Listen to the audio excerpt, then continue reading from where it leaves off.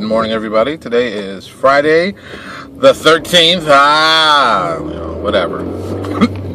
I'm Louis Porter Jr., and of course, I'm talking to you as I drive to work again, as usual.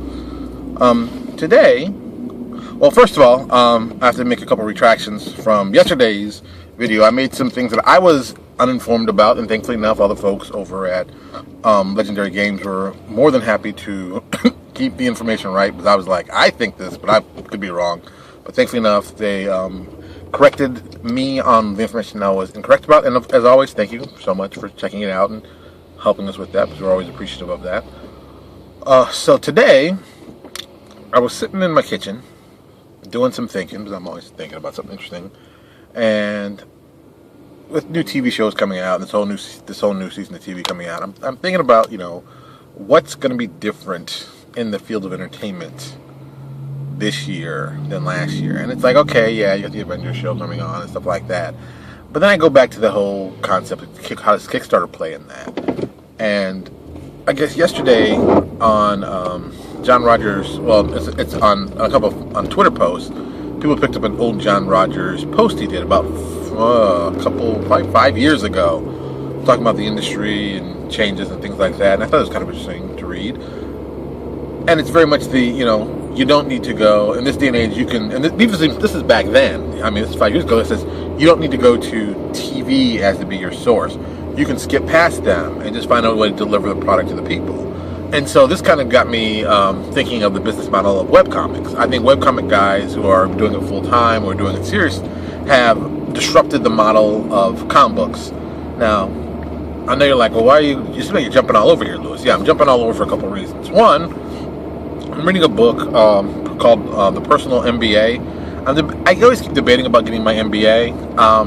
I think I should get an MBA, but at the same time, I'm like, MBA, am I really going to use that as much as I like to think I'm going to use it? Because it's nice to have, don't get me wrong. I know several people with MBAs, they're very, very intelligent, very, very articulate. But at the same time, I know lots of guys who graduated high school and and like one guy in particular, who is one of my favorite quotes of all time, is like, hey man, I got a GED and a great attitude. I'm going to go far.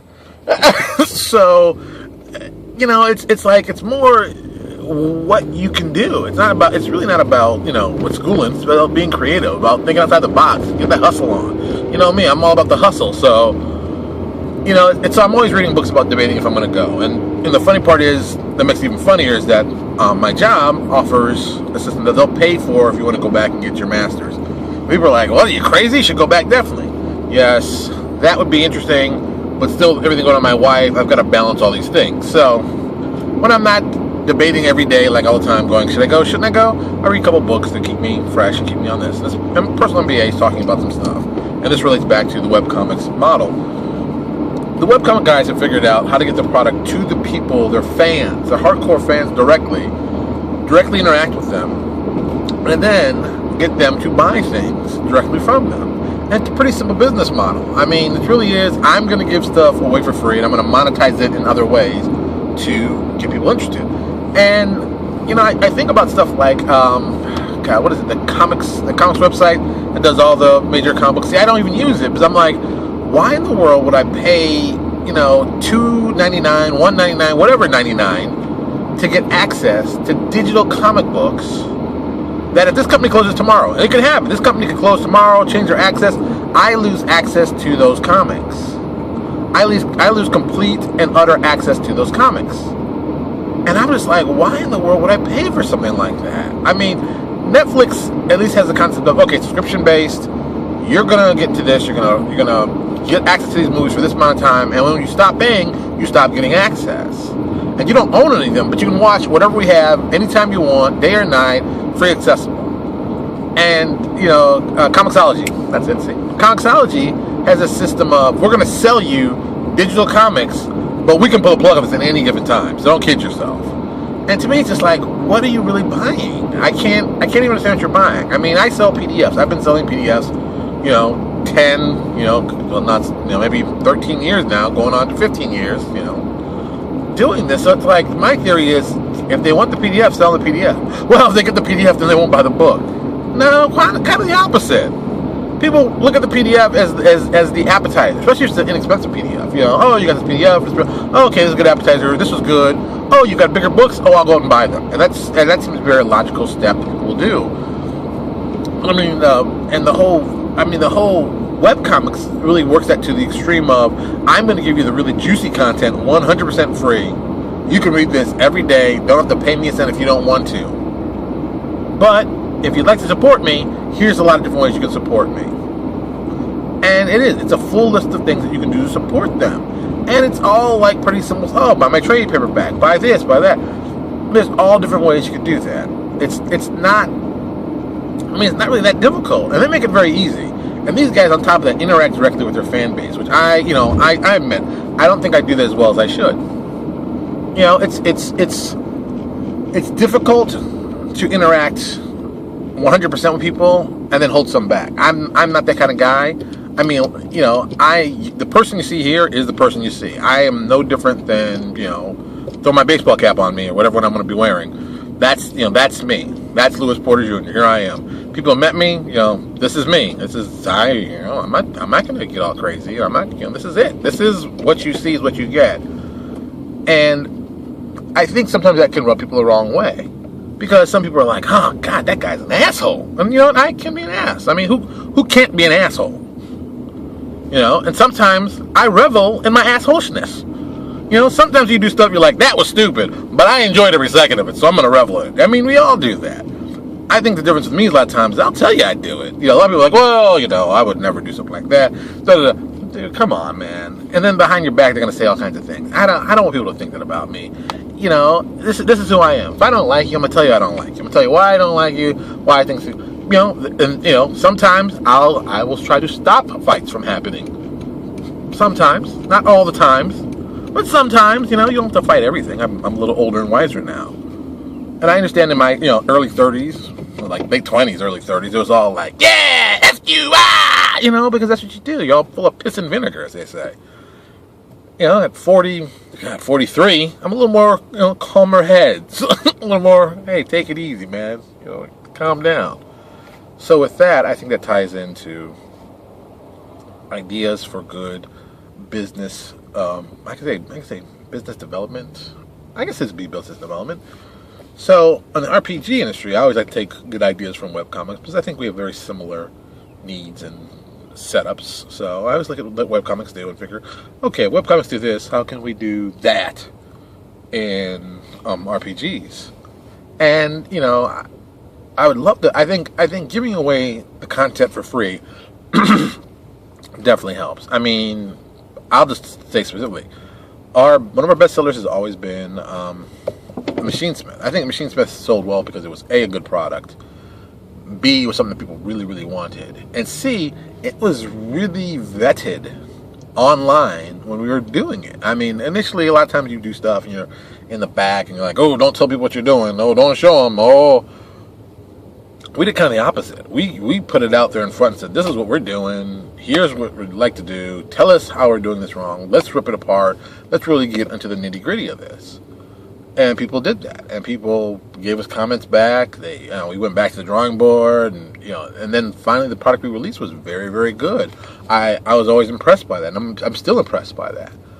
I wish we could do more products like that out in the open, but it's also very difficult. I mean, Paizo does a great job in doing it. I mean, you know, they are known to vet their playtest stuff out there so people can check it out and rip it apart, and that to me is smart.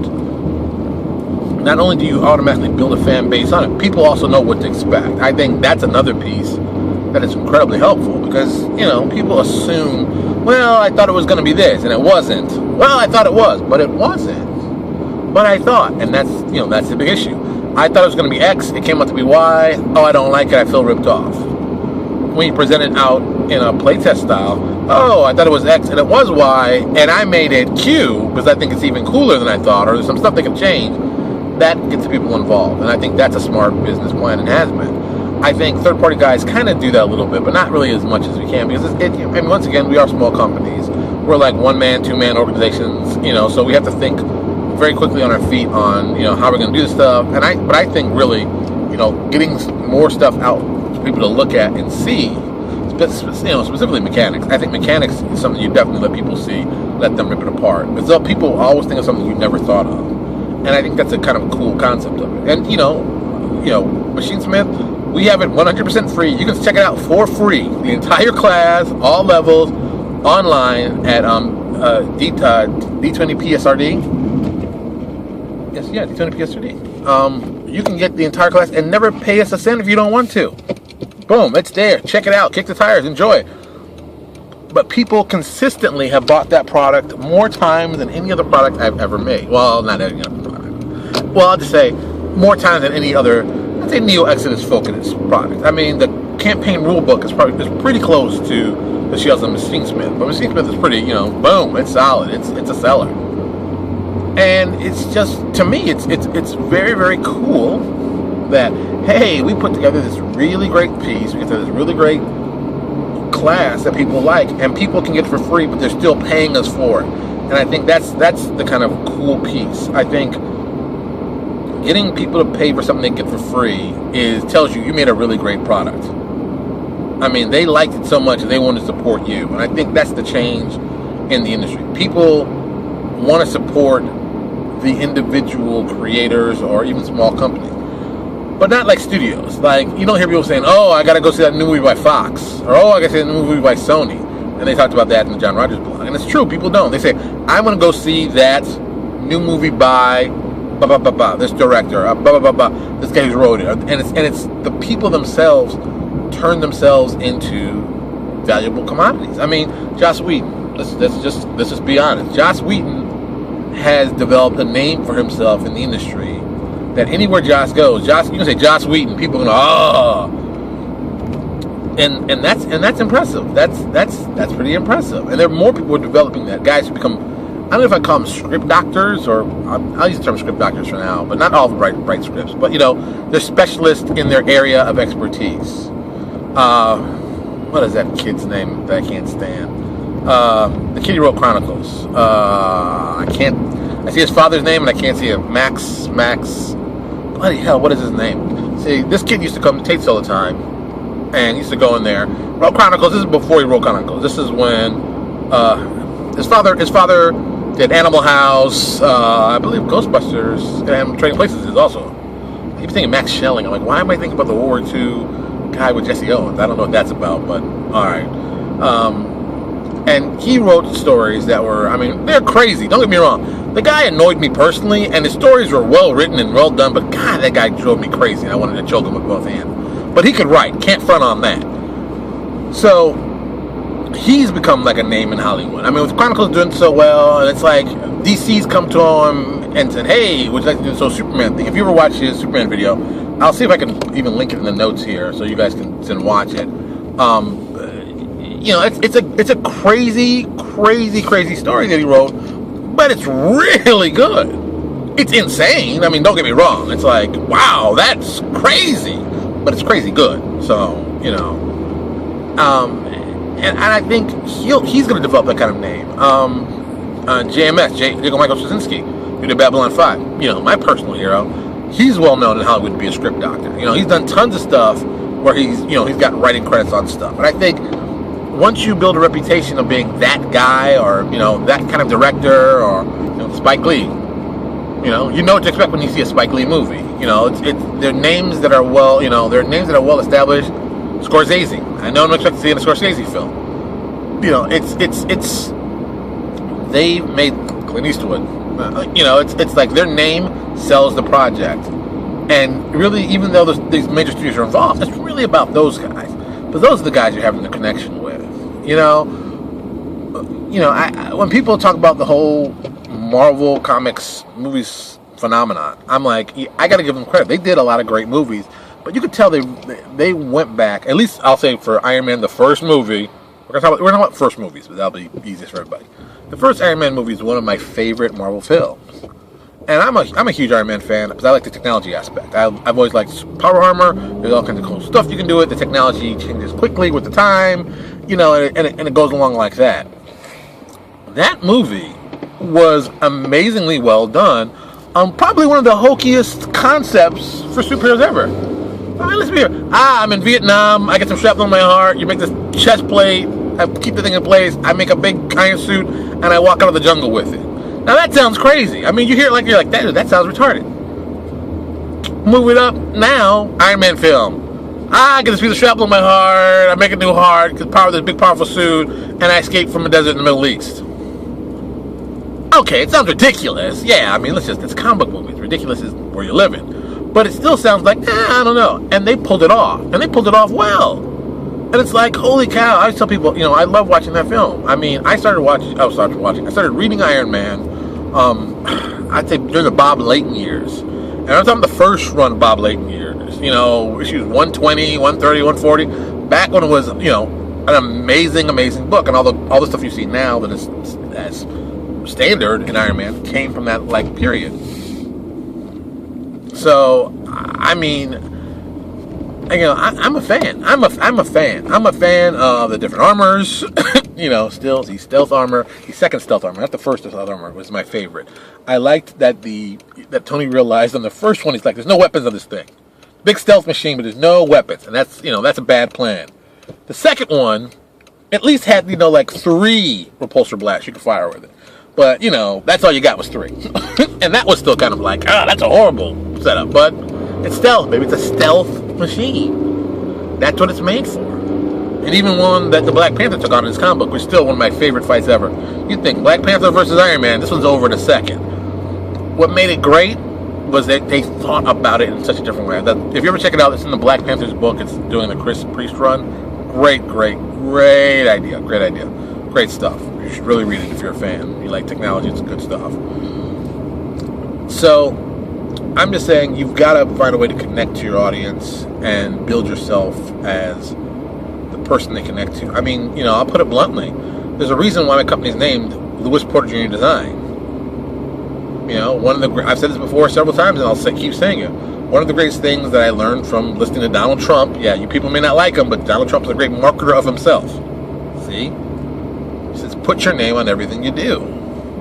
Because when they're talking about the product, they'll be talking about you. LPJ, people know it's LPJ. They're talking about me. Those are my initials. The same initials in my company. Same I use it all the time. That's important. People ask, what does LPJ stand for? Lewis Porter Jr. Oh, okay. Boom. Every time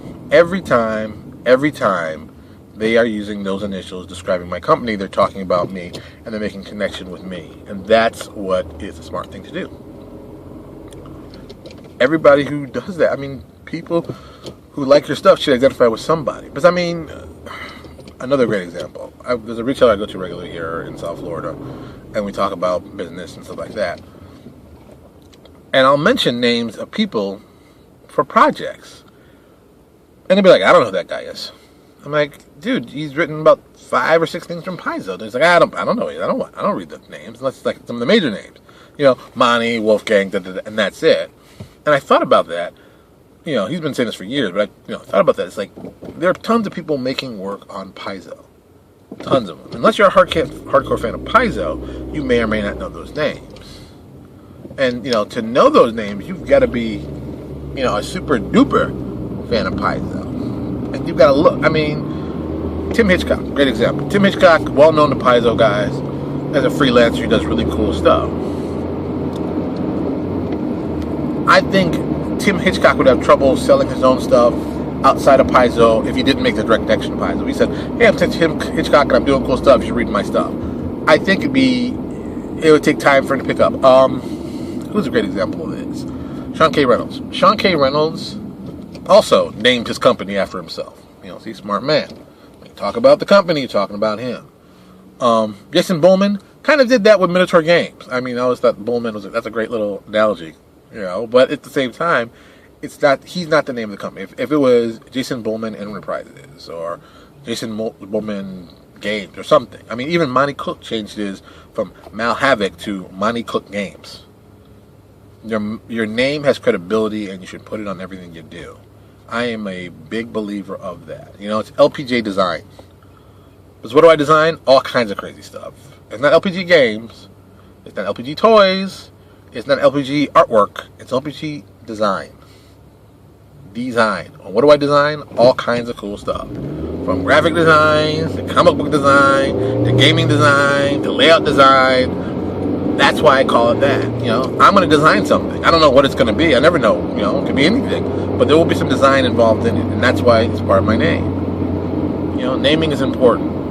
Think about that. You know, when you name your company, think about ways you connect. Think about how you can provide the product for free and still make money off of it. Think about these ideas. They are all revolutionary, which, you know, I appreciate revolutionary ideas. I think they're good. I think they push you in ways you don't suspect. All right, I'm pulling into work. One of my coworkers is behind me. I don't know who it is, but I know it's someone who's behind me. Park my face. Oh, look at that. 3 points more. All right. I am ready to get out of here. So I'll talk to you later.